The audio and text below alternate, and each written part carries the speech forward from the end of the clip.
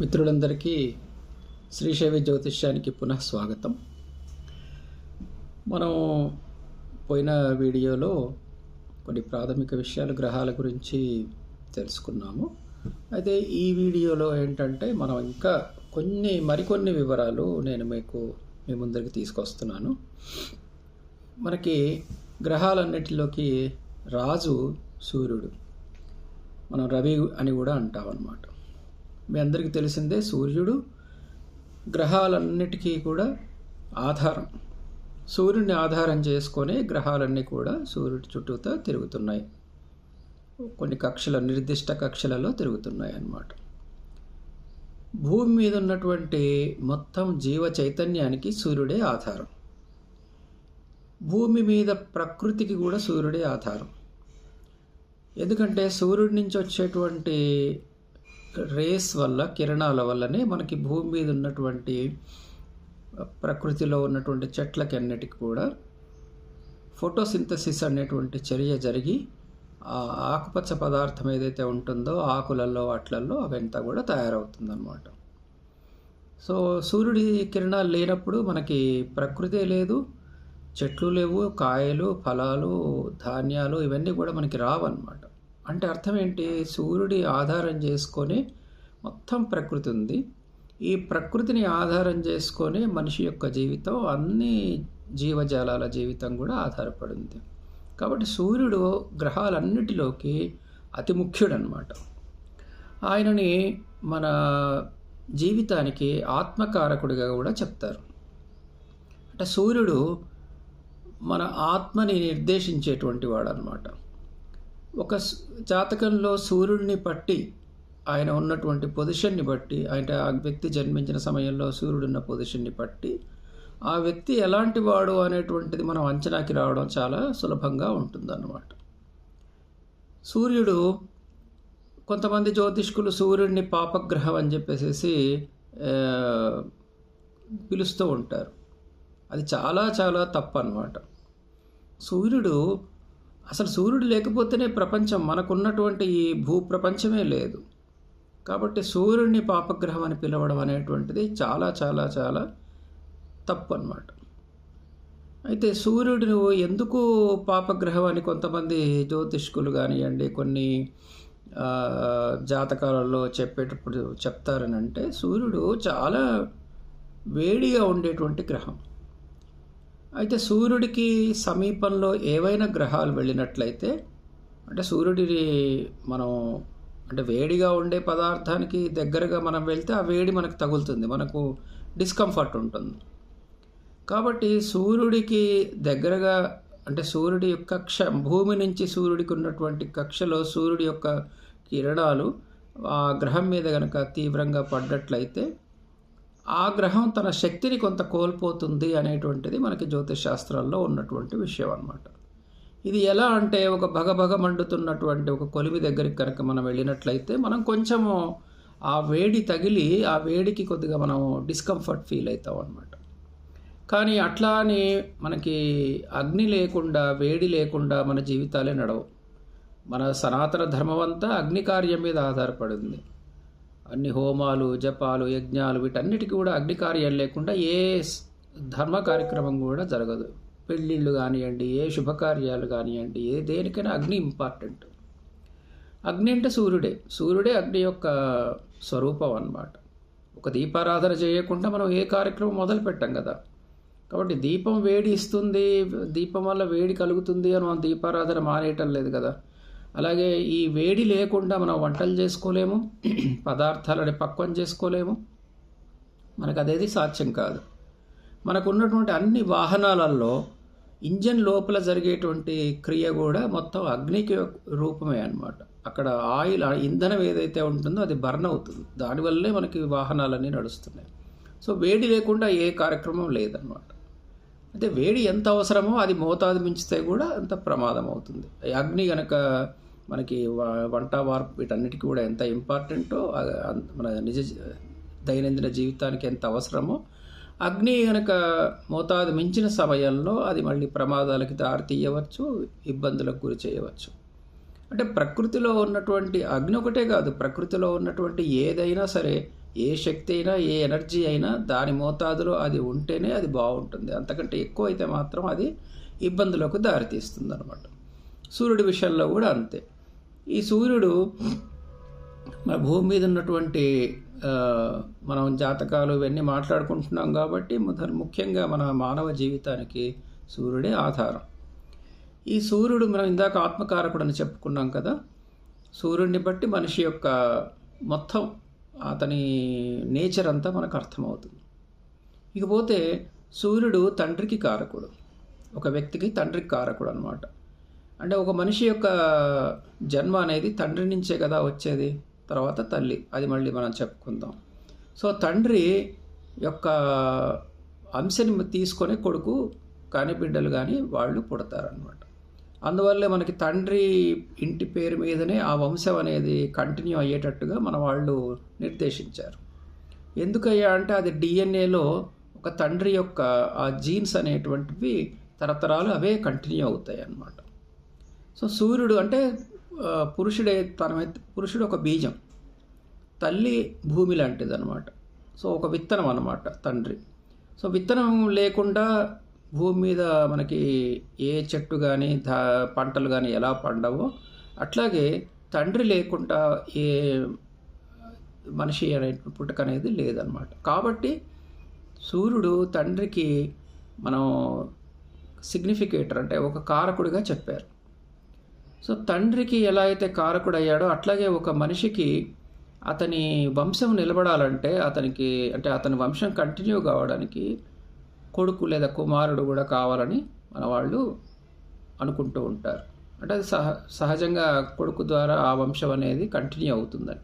ఎందుకంటే కూతురు వేరే మళ్ళీ వంశానికి కోడలుగా వెళ్తుంది కాబట్టి వాళ్ళ జీన్స్ని క్యారీ అవుట్ చేస్తుంది కాబట్టి ఇక్కడ కొడుకు ఈ తండ్రి యొక్క జీన్స్ని కంటిన్యూ చేస్తాడు కాబట్టి అది వంశం కంటిన్యూ అవుతుందని అంటారనమాట. ఆ విధంగా చూసినప్పుడు ఇటు తండ్రికి అటు కొడుకు కూడా సూర్యుడు కారకుడు అవుతాడు. అలాగే ఒక వ్యక్తికి మామగారి స్థానాన్ని కూడా సూర్యుడే సూచిస్తాడనమాట. ఒక ఆడపిల్లకి కానివ్వండి, మగపిల్లవాడికి కానివ్వండి కూడా మామగారిని కూడా సూర్యుడే సూచిస్తాడు. సో ఈ సూర్యుడు మన దేహంలో ఓవరాల్ శక్తికి అంటే ఎనర్జీకి కారకుడు. అట్లాగే అవయవాల్లో వచ్చేవరకల్లా మనం కుడికన్ను కారకుడు అని చెప్పుకున్నాం. అదనంగా సూర్యుడికి హృదయస్థానానికి అంటే హృదయానికి కారకుడు అనమాట. ఒక వ్యక్తికి గుండె ఎంత ఇంపార్టెంటో మనందరికీ తెలిసిందే. గుండె లేకుండా జీవితం లేదు. కాబట్టి గుండెని మొత్తం గుండెకి సంబంధించినటువంటి విషయాలన్నిటికీ కూడా సూర్యుడే సిగ్నిఫికేటర్గా ఉంటాడు. సో ఎవరి జాతకంలో అయితే సూర్యుడికి సంబంధించినటువంటి ఆయన ప్లేస్మెంట్స్ వల్ల ఇబ్బందులు ఉంటాయో వాళ్ళకి గుండెకి సంబంధించినటువంటి సమస్యలు వచ్చేటువంటి అవకాశం ఉంటుందన్నమాట. అందువల్లనే మనకి ఓవరాల్గా ఒక మనిషి యొక్క ఆరోగ్యానికి కారకుడిగా సూర్యుడిని చెప్పారనమాట. అంటే సూర్యుడు కనుక బాగుంటే సూర్యారాధన వల్ల ఒక మనిషి యొక్క ఆరోగ్యం అనేది చాలా కుదుటపడుతుంది. అందువల్ల ఆయన ఆరోగ్య ప్రదాత అన్నారనమాట. సో సూర్యుడు ఈ విధంగా మన జీవితంలో ఇన్ని ఇంపార్టెంట్ ఇష్యూస్కి కారకుడిగా ఉన్నప్పుడు సూర్యుని పాపగ్రహం అని పిలవడం ఎంతవరకు సమంజసం? అది కాదనమాట. ఇకపోతే మనం అది తప్పు అనేటువంటి దాన్ని నేను మీకు ఈ ప్లాట్ఫామ్ ద్వారా సవినయంగా మనవి చేస్తున్నాను. అంటే కొన్ని లగ్నాలకి సూర్యుడు జాతకంలో ఉన్నటువంటి పరిస్థితిని బట్టి, అంటే ఉదాహరణకి తీసుకున్నట్టయితే వృషభ లగ్నం కానివ్వండి, లేకపోతే కన్యా లగ్నం కానివ్వండి, మిథున లగ్నం కానివ్వండి, మకర లగ్నం కానివ్వండి, ఇలాంటి లగ్నాలకి సూర్యుడిని అశుభగ్రహంగా తీసుకుంటారు. అంటే ఆయన శుభ ఫలితాలు ఇవ్వడు అనేటువంటిది మాత్రమే, అంతేగాని ఆయన పాపగ్రహం కాదనమాట. ఇకపోతే మనం సూర్యుడు మనకి మన జీవితాన్ని ఎలా నిర్దేశిస్తాడో మనం ఇప్పుడు తెలుసుకున్నాం. సూర్యుడిని ఆరాధించడం వల్ల, సూర్య ఆరాధన వల్ల మనకి ఆ వంశం అనేటువంటిది నిలబడుతుంది, అది కంటిన్యూ అవుతుంది అనేటువంటిది ఇది చాలామంది చార్ట్స్ని చూసినప్పుడు కానివ్వండి, వాళ్ళు అనుభవంలో కానీ దీన్ని ఘంటాపదంగా చెప్పవచ్చు అన్నమాట. ఇకపోతే నెక్స్ట్ వచ్చినటువంటి మనం ఇంపార్టెంట్ గ్రహం మనం చూసేటువంటిది చంద్రుడు. చంద్రుడు మనం ఇంతకుముందు కూడా చెప్పుకున్నాం ఎడమ కంటికి కారకుడు అవుతాడని. ఇది అదనంగా మనస్సుకు కూడా కారకుడు అనేటువంటి విషయం కూడా నేను మీకు తెలియజేశాను. ఇక చంద్రుడు తల్లికి కారకుడు అనమాట. సో తండ్రి తర్వాత తల్లి జన్మనిచ్చేటువంటిది తల్లి. కాబట్టి మానవ జన్మ ఈ చంద్రుడి యొక్క ప్రసాదం. అంటే సూర్యుడు ఇటు తండ్రి పాత్ర పోషిస్తే తల్లి యొక్క స్థానం చంద్రుడు తీసుకుంటాడు. సో చంద్రుడి యొక్క అంటే మనస్సు ఇక్కడ ఇంపార్టెంట్. సో చంద్రుడి వల్లనే ఒక వ్యక్తి యొక్క అందచందాలన్నీ కూడా ఆధారపడి ఉంటాయి. అంటే అతను ఎలా ఉంటాడు, అతని ముఖ కవళికలు ఎలా ఉంటాయి, ఇవన్నీ కూడా చంద్రుడిని ఆధారం చేసుకొని ఉంటాయి. అతని మనస్సు ఎలాంటిది, ఇలాంటివన్నీ. సో తల్లికి ప్రతిరూపంగా మనం చంద్రుడిని చూస్తాం. అట్లాగే ఒక వ్యక్తికి సంబంధించినటువంటి అత్తగారు, అత్తగారిని కూడా ఇటు తల్లి కాకుండా అత్తగారిని కూడా చంద్రుడు సూచిస్తాడు అనమాట. అంటే వాళ్ళు ఎలాంటి కుటుంబం అనేటువంటిది చంద్రుడిని బట్టి తెలుసుకోవచ్చు. అంటే సూర్యచంద్రుని బట్టి తల్లిదండ్రులు, ఇటు అత్తగారు మామగారు వాళ్ళ విషయాలు కూడా మనకి అవగతం అవుతాయి. ఇక తర్వాత వచ్చినటువంటి గ్రహం ఏదైతే ఉందో బుధుడు. ఈ బుధుడు మనం అంటే తెలివితేటలకి దీనికి కారకుడు అనుకున్నాం. ఈ తెలివితేటలోకి వీటన్నిటికీ మనిషికి ఎలా వస్తాయంటే అది మన బ్రెయిన్ ఇచ్చేటువంటి సంకేతాలన్నీ కూడా శరీరంలో నర్వస్ సిస్టమ్ ద్వారా పాస్ అవుతూ ఉంటాయి. అంటే ప్రతి చర్యకి కూడా మన మెదడు నుంచే ఆజ్ఞలు వస్తూ ఉంటాయి అన్నమాట. సో ఈ ఆజ్ఞల్ని నిర్వర్తించేటువంటి ట్రాన్స్ఫర్ చేసేటువంటి నర్వస్ సిస్టమ్ అంతా కూడా బుధుడి అధీనంలో ఉంటుంది. సో ఈ బుధుడు బాగా ఉన్నవాడికి జాతకంలో వాడికి తెలివితేటలు ఉండడం, వాడి నర్వస్ సిస్టమ్ బాగుండడం, ఇవన్నీ కూడా ఉంటాయి అన్నమాట. జాతకంలో ఎవరికైతే బుధుడు బాగాలేడో ఆ బుధుడుకి సంబంధించినటువంటి సమస్యలు వస్తూ ఉంటాయి, నర్వస్ సిస్టమ్కి సంబంధించిన సమస్యలు వస్తాయన్నమాట. బుధుడు మేనమామకి కారకుడు అవుతాడు, మేనల్లుళ్ళకి మేనమామకి కారకుడు అవుతాడు. ఇంకా తర్వాత మనం చూసుకున్నట్లయితే అంటే బుధుడు ఏదన్నా ఒక వ్యక్తి మానసిక సమస్యలతోటి కానివ్వండి, నర్వస్ సమస్యలతోటి కానివ్వండి, ఒక వ్యక్తి బాధపడుతున్నాడని మనకు తెలిసినప్పుడు అతని జాతకంలో మనం బుధుడి యొక్క పరిస్థితిని గమనించి దానికి తగినటువంటి రెమెడీస్ ఏమన్నా ఉంటే అవి మనం చేసుకోవాలి. ఈ రెమెడీస్ గురించి వాటి గురించి నేను తర్వాత వివరంగా చెప్తాను. తర్వాత మనకి గురువు. మనకు చదువు చెప్పేటువంటి వాడు గురువు.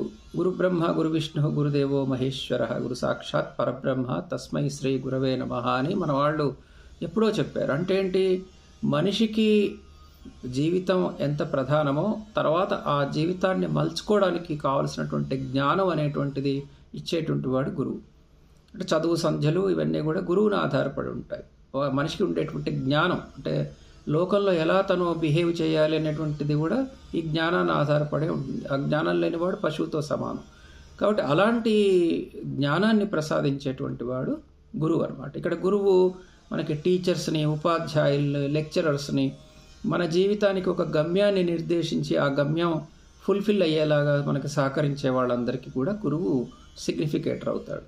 అట్లాగే గురువుకి సంతానకారకుడు అనేటువంటిది కూడా ఒక సిగ్నిఫికేషన్ ఉంది. అంటే ఆయన సంతానానికి కూడా కారకుడు అవుతాడు. అంటే సూర్యుడు ఈ విధంగా మనకి కొడుకుని ప్రసాదించేటువంటి గ్రహంగా ఉన్నప్పటికీ ఓవరాల్గా గురువుని మనకి సంతానకారకుడుగా చెప్తారనమాట. అంటే గురువు యొక్క ఆయన యొక్క అనుగ్రహం ఉంటేనే ఆ వ్యక్తికి కానీ ఆ స్త్రీకి కానీ సంతాన ప్రాప్తి అనేది ఉంటుందన్నమాట.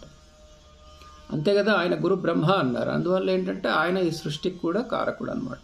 కాబట్టి ఈ గురువుని అంటే గురువు అంటే ఇక్కడ బాబాలని వాళ్ళని వీళ్ళని ఇలా తీసుకోకూడదు. గురువు అంటే మనకి దక్షిణామూర్తి అనమాట. ఆయనకి దక్షిణామూర్తి యొక్క అంశ అనమాట గురువు. ఇక్కడ గురువు అంటే మనకి నార్మల్గా పాఠశాలలో బోధించేటువంటి వాళ్ళు, గురుకులాల్లో బోధించే వాళ్ళు, వీళ్ళందరూ కూడా మనకి అధ్యాపకులు అవుతారు, ఆచార్యులు అవుతారు అనమాట. వాళ్ళని గురువు అంటానికి లేదు, వాళ్ళ అధ్యాపకులు, ఆచార్యులు అనమాట, మనకు చదువు చెప్పేటువంటి వాళ్ళు. నిజంగా గురువు అనేటువంటి పదాన్ని ఎవరికి వాడాలి అంటే మనకి జ్ఞానాన్ని ప్రసాదించి, అంటే అది ఆధ్యాత్మిక జ్ఞానం, లోక జ్ఞానం, వీటన్నిటినీ ప్రసాదించి మన జీవితంకి గమ్యాన్ని సూచించేటువంటి వాడు, ఆ గమ్యం దిశగా మనని నడిపించేటువంటి వాడు గురువు అనమాట. అందువల్లనే మనం సమాజంలో ప్రతివాడిని గురువు గారు అని పిలవకూడదు. గురువు అన్నవాడు మనలో ఆత్మని చైతన్యవంతం చేసి మన జన్మ ఎందుకు ఎత్తాము, ఈ జన్మ ఎందుకు మనం అంటే ఈ కారణం ఏంటి, ఈ జన్మరాహిత్యం ఎలా మనం చేసుకోవాలి, జన్మని మనం ఎందుకు పుట్టామో ఎందుకు అది ఆ విషయాన్ని తెలుసుకోవడానికి గురువు ఇచ్చేటువంటి జ్ఞానమే ముఖ్యమవుతుంది. కాబట్టి గురువు అనేటువంటి వాడు దైవంతో సమానం అన్నమాట. అందువల్లే గురు బ్రహ్మ గురు విష్ణు గురుదేవో మహేశ్వర అన్నారు. కాబట్టి ఎవరిని పడితే వాళ్ళని గురువు అని పిలవకండి. గురువు అనేటువంటి వాడు ఆ యొక్క ఎంతో ఉన్నతమైనటువంటి స్థానంలో ఉండి నిస్వార్థంగా తనను ఆశ్రయించినటువంటి వాడికి జ్ఞానాన్ని ప్రసాదించేటువంటి వాడై ఉండాలన్నమాట. డబ్బు వ్యవహారాలు, ఇచ్చిపుచ్చుకునే వ్యవహారాలు ఉన్న చోట ఆ వ్యక్తిని మనం గురువుగా సంబోధించకూడదు. అధ్యాపకులు వేరు, ఆచార్యులు వేరు, వీళ్ళందరూ వేరు, గురువు వేరు. గురువుకి ఒక భగవంతుడితోటి లింక్ ఉంటుందన్నమాట. ఆయన భగవంతుడి యొక్క తత్వాన్ని అర్థం చేసుకున్నవాడై ఉంటాడు. కాబట్టి గురువు డిఫరెంట్. ఆ గురువు యొక్క కృప ఉంటేనే ఆ జాతకుడికి ఓవరాల్గా అతని శరీరం చక్కగా ఉంటుంది, రోగాల బారిన పడకుండా ఉంటుంది, ఇవన్నీ ఉంటాయి. మనం గురువు డిఫెక్ట్ వల్ల, అంటే గురువు సరిగా లేకపోతే జాతకంలో ఇదివరకే చెప్పుకున్నాం, షుగర్ లాంటి సమస్యలు, కడుపుకి సంబంధించిన సమస్యలు వస్తాయని. కాబట్టి గురువు యొక్క పొజిషన్ జాతకంలో సరిగా లేనప్పుడు ఏవేవి సమస్యలు వస్తాయి అనేటువంటిది మనం మీకు ఇదివరకు చెప్పున్నాను. కాబట్టి ఇంకా దాని మీద గురించి ఎక్కువ వివరంగా నేను ఇప్పుడు వెళ్ళటం లేదు. ఇంకా శుక్రుడు ఒక మనిషికి సంతానోత్పత్తికి సంబంధించినటువంటి అవయవాలు, సంతానోత్పత్తికి కావాల్సినటువంటి సిస్టమ్ అంతా కూడా ఈ శుక్రుడే నిర్దేశిస్తాడు. ఆయన సిగ్నిఫికేటర్ అని చెప్పుకున్నాం.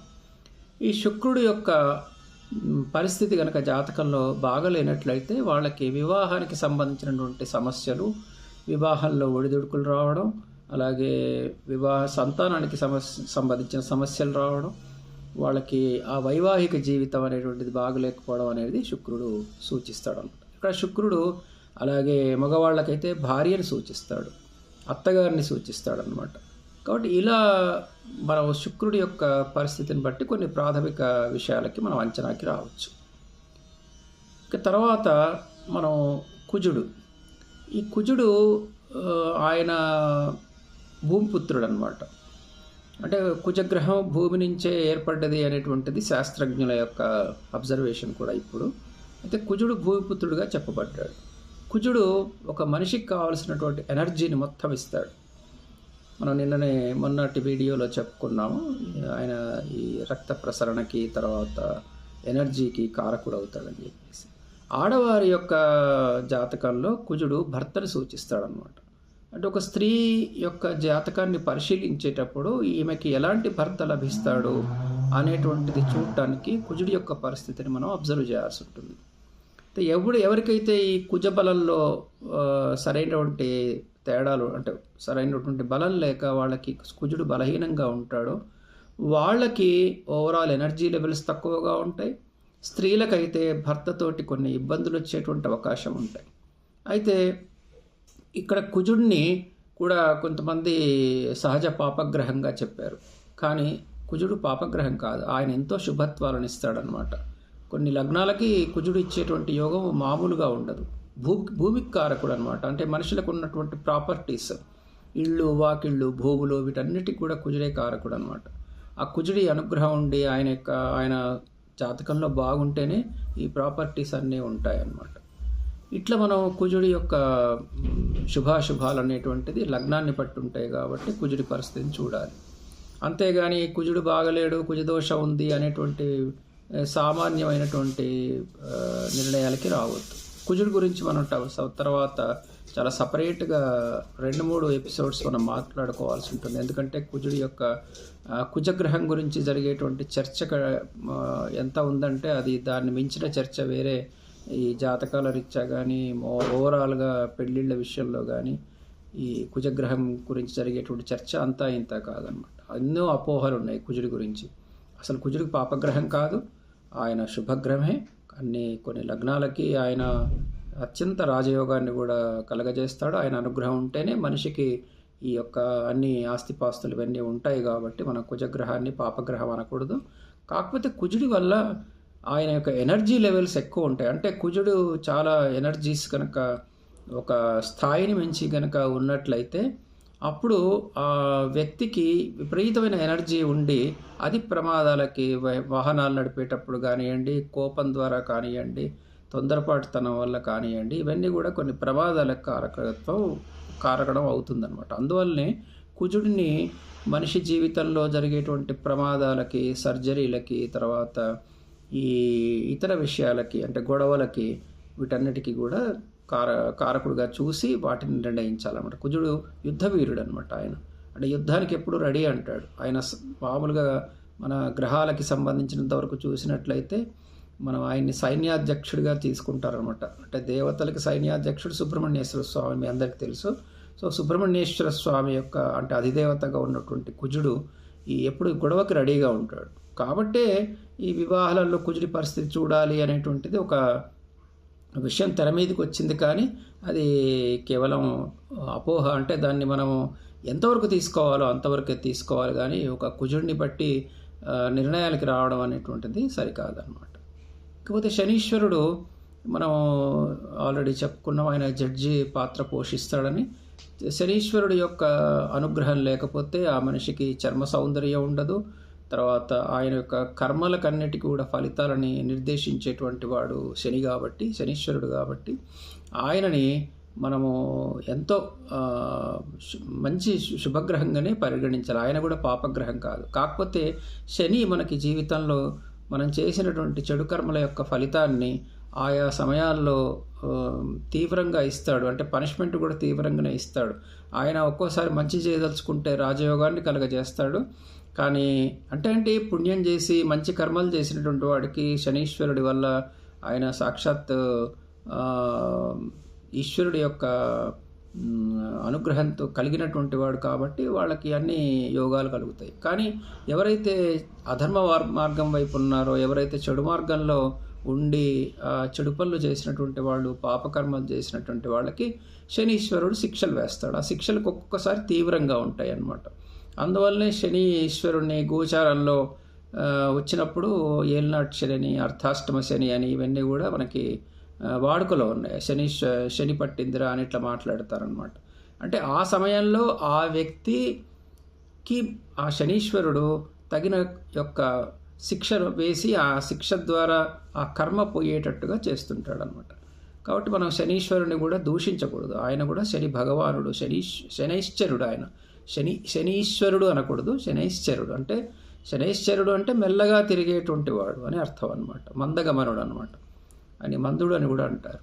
కాబట్టి శనీశ్వరుడు కూడా మనకి జీవితంలో మన పాపకర్మలు పుణ్యకర్మల యొక్క ఫలితాలని మనం అనుభవించి వాటిని పోగొట్టుకునేటువంటి మార్గాన్ని సూచించేటువంటి వాడు కాబట్టి ఆయన యొక్క పొజిషన్ మనం జాతకంలో చూసుకొని తదనుగుణంగా మనం ప్రవర్తించాల్సి ఉంటుంది. ఇంకా మనకి మిగిలింది రాహుకేతువుల గురించి నేను ఆల్రెడీ మీ అందరికీ సవినయంగా మనవి చేశాను.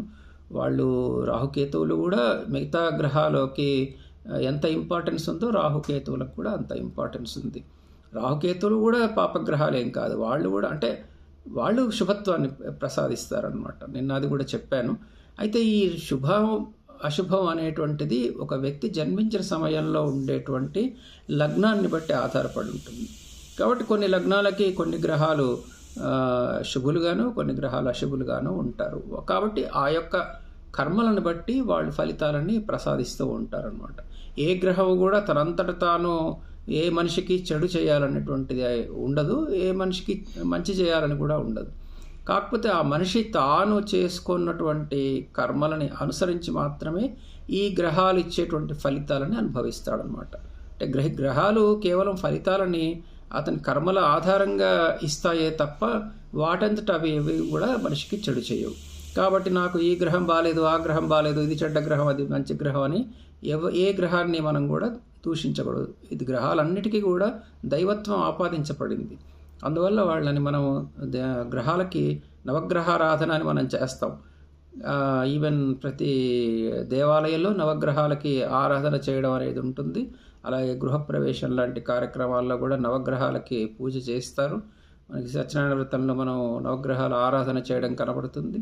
కాబట్టి ఈ గ్రహాలన్నిటినీ కూడా మనం అంటే కొంతమందికి అనుమానం రావచ్చు. అంటే మన గ్రహాలకి పూజలు చేస్తే ఆ గ్రహం మనకు అనుగ్రహిస్తుందా, ఏం జరుగుతుంది అనేటువంటిది. ఈ పూజలు కానివ్వండి, మిగతా రెమెడీస్ కానివ్వండి, ఇవన్నీ కూడా మనం తర్వాత రాబోయే వీడియోలలో మీకు నేను వివరంగా చెప్తాను. అయితే మనం ఒక గ్రహాన్ని అనుగ్రహం పొందే విధంగా మనం ప్రవర్తించాలి తప్ప ఏవో వాళ్ళ గ్రహాలకి పూజలు చేసినంత మాత్రాన మనం ఆ గ్రహం మన అనుగ్రహిస్తుంది అనేటువంటిది ఏదీ లేదనమాట. ఏదైనా మన ప్రవర్తన మీద ఆధారపడి ఉంటుంది. మనం అందరి మంచి కోరుకుంటూ మనం మంచిగా ధర్మ మార్గంలో కనుక ప్రయాణం చేసినట్లయితే ఆ గ్రహాలు మనకి ఎక్కడ చెడు కర్మ ఉన్నాయి, ఎక్కడ మంచి కర్మ ఉంది అనేటువంటిది మన జాతకంలో సూచిస్తాయి. కాబట్టి అనుగుణంగా మనం ప్రవర్తించి మన జీవితాన్ని మనం మలుచుకోవడానికి మాత్రమే ఈ జాతకంలో ఉన్నటువంటి గ్రహాల పరిస్థితి ఉపయోగకరిస్తుంది.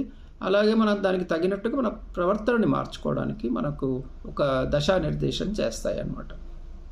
అందువల్ల మనము ఈ జ్యోతిషాన్ని ఒక సూచిగా, అంటే ఒక సూచనలు ఇచ్చేటువంటి శాస్త్రంగా తీసుకొని తదనుగుణంగా మన జీవితాన్ని మనం తీర్చిదిద్దుకోవాలి.